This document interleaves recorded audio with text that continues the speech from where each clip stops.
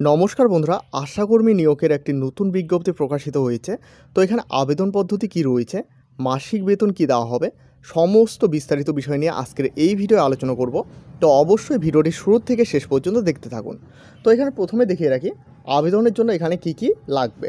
তো এখানে দেখতে পাচ্ছি এখানে ভোটার কার্ড চাওয়া হয়েছে, রেশন কার্ড এখানে কিন্তু চাওয়া হয়েছে। এরপর দেখো 2025 সালে ভোটার তালিকায় নিজের এবং স্বামীর নাম যদি না থাকে তাহলে প্রথম পাতার স্বপ্রত্যায়িত লিপিরূপ এখানে কিন্তু চাওয়া হয়েছে।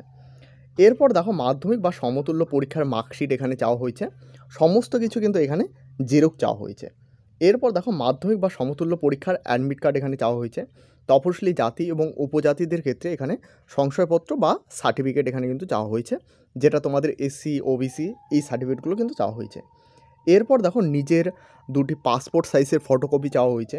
এরপর 5 টাকার ডাকটিকিট সহ নিজের ঠিকানা লেখা একটি খাম চাওয়া হয়েছে। এরপর দেখো আইনগতভাবে বিবাহের বিধবা, আইনগত বিচ্ছিন্ন এদের ক্ষেত্রে নথিপত্র কিন্তু চাওয়া হয়েছে, অর্থাৎ ম্যারেজ সার্টিফিকেট, বিধবাদের তাদের সার্টিফিকেট এসব কিন্তু এখানে চাওয়া হয়েছে। এরপর দেখো এখানে একটি গুরুত্বপূর্ণ বিষয় জানানো হয়েছে, উল্লেখিত নথিগুলির যে কোনো একটি দরখাস্তের সাথে সংযুক্ত না থাকলে দরখাস্ত বাতিল করা হবে। অর্থাৎ এখানে কিন্তু পরিষ্কারভাবে জানানো হয়েছে এই যে নথিগুলো চাওয়া হয়েছে এগুলোর মধ্যে একটি না থাকলে কিন্তু দরখাস্ত বাতিল করা হবে, এটা কিন্তু এখানে পরিষ্কারভাবে জানানো হয়েছে। এরপর দেখো ইন্টারভিউয়ের দিন প্রার্থীগণকে উল্লেখিত নথিগুলির আসল দেখাতে হবে, অর্থাৎ এই যে নথিগুলো দেবে সেগুলোর কিন্তু অরিজিনাল কপি দেখাতে হবে যেদিন ইন্টারভিউ নেওয়া হবে।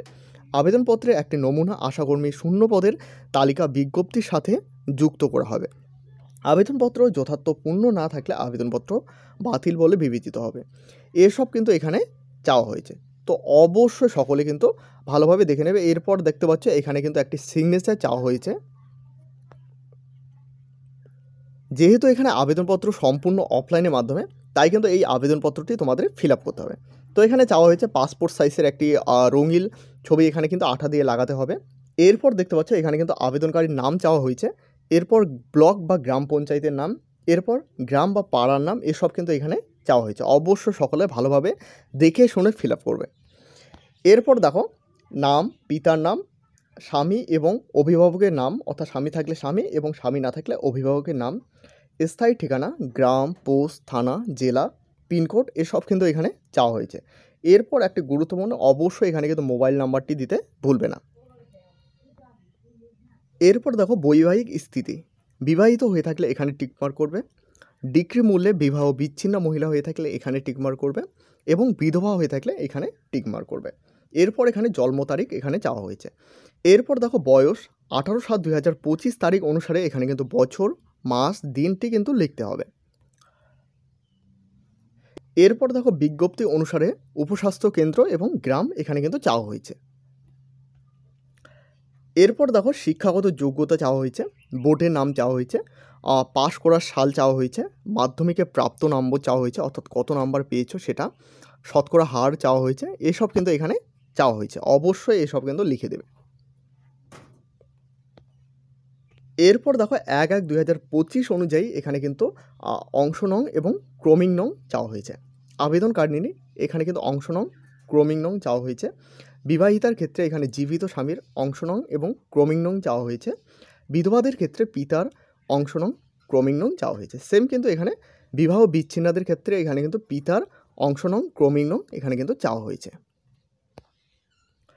এরপর দেখো Aadhaar card number, ration card number, এরপর তপশিলি জাতি, তপশিলি উপজাতি, ভুক্ত কিনা, তপশিলি জাতি এবং তপশিলি উপজাতি যেটা হবে সেখানে টিকমার্ক করবে।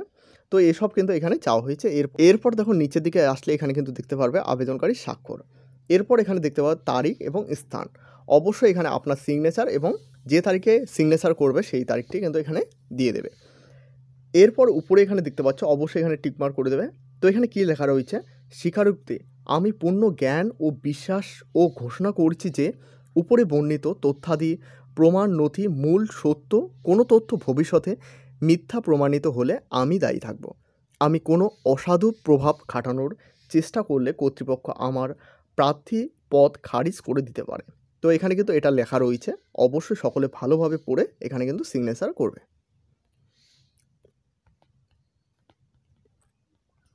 এরপর দেখো এই পয়েন্টগুলো কিন্তু খুবই গুরুত্বপূর্ণ। তো এখানে প্রথমে কি লেখা রয়েছে, প্রার্থীদের বয়স 18/7/2025 তারিখে অবশ্যই 30 থেকে 40 বছরের মধ্যে হতে হবে। এরপর তপশিলি জাতি এবং তপশিলি উপজাতির ক্ষেত্রে প্রার্থীদের বয়স 18/7/2025 অনুসারে 22 থেকে 40 বছরের মধ্যে হতে হবে। অর্থাৎ এখানে এসসি এসটিদের জন্য বয়সের কিন্তু ছাড় রয়েছে। এরপর দেখো এখানে 2 নম্বর পয়েন্টে কী রয়েছে, কেবলমাত্র বিবাহিত, বিধবা, আইনগতভাবে বিচ্ছিন্ন মহিলারা এখানে কিন্তু আবেদন করতে পারবে। এরপর দেখো প্রার্থীকে অবশ্যই ভারতের নাগরিক হতে হবে, অবশ্যই এখানে কিন্তু ভারতীয় নাগরিক হতে হবে। এরপর দেখো প্রার্থী অবশ্যই সংশ্লিষ্ট গ্রাম তথা নির্বাচন ক্ষেত্রে বাসিন্দার হতে হবে। এরপর প্রার্থী অবশ্যই মাধ্যমিক বা সমতুল্য পরীক্ষায় অবতীর্ণ হতে হবে। মাধ্যমিক বা সমতুল্য পরীক্ষা উচ্চ পরীক্ষায় উত্তীর্ণ প্রার্থীরা আবেদন করতে পারবে। অর্থাৎ যারা মাধ্যমিক ছাড়াও বিএ এমএ এসব করেছে তারা কিন্তু এখানে আবেদন করতে পারবে। তবে সেক্ষেত্রে মাধ্যমিক বা সমতুল্য পরীক্ষার প্রাপ্ত নম্বরই বিবেচিত হবে। অর্থাৎ এখানে কিন্তু মাধ্যমিকের নাম্বারে মূল্যায়ন করা হবে। এখানে কিন্তু উচ্চ তোমাদের যে শিক্ষাগত যোগ্যতা থাকবে সেগুলো কিন্তু দেখা হবে না।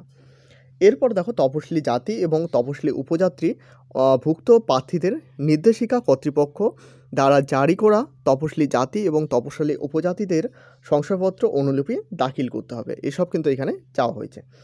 এরপর দেখো সংশ্লিষ্ট সমষ্টির উন্নয়ন আধিকারিকের কারণে শনি ও রবিবার ছুটি দিন বাদ দিয়ে যে কোনো দিন 11টা থেকে 4টা পর্যন্ত জমা নেওয়া হবে। দরখাস্ত জমা নেওয়ার শেষ তারিখ 6/8/2025। ডাকযোগ ইমেল প্রেরিত আবেদনপত্র গ্রহণ করা হবে না। একজন প্রার্থী একটি মাত্র আবেদনপত্র জমা দিতে পারবে। এসব কিন্তু এখানে বলা হয়েছে, অবশ্যই সকলে ভালোভাবে এই নোটিশের এই অংশটি পড়ে নেবে।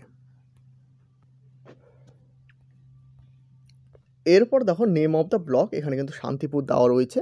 এরপর নেম অফ দ্য জিপি, গ্রাম পঞ্চায়েতের নাম, name of the sub centre, name of the village. তো এখানে কিন্তু দেওয়া রয়েছে, অবশ্যই সকলে ভালোভাবে দেখে নেবে কোন ব্লকে বা কোন গ্রাম পঞ্চায়েতে কতগুলো ভ্যাকেন্সি রয়েছে। আমি এই পিডিএফটি ভিডিওর ডিসক্রিপশানে কিংবা টেলিগ্রাম চ্যানেলে দিয়ে দেবো, তো সেখান থেকে অবশ্যই সকলে ডাউনলোড করে ভালোভাবে দেখে নেবে। তো এখানে নোটিশে দেখতে পাচ্ছ শান্তিপুর ব্লক এলাকার সংশ্লিষ্ট তপশিলি বর্ণিত বিভিন্ন উপস্বাস্থ্য কেন্দ্র শূন্যপদ সংখ্যা অনুযায়ী এখানে কিন্তু নিয়োগ করা হচ্ছে, কর্মী নিয়োগ করা হচ্ছে। এত দ্বারা বিজ্ঞপ্তি জারি করা এবং দরখাস্তর জন্য এখানে কিন্তু আহ্বান করা হলো।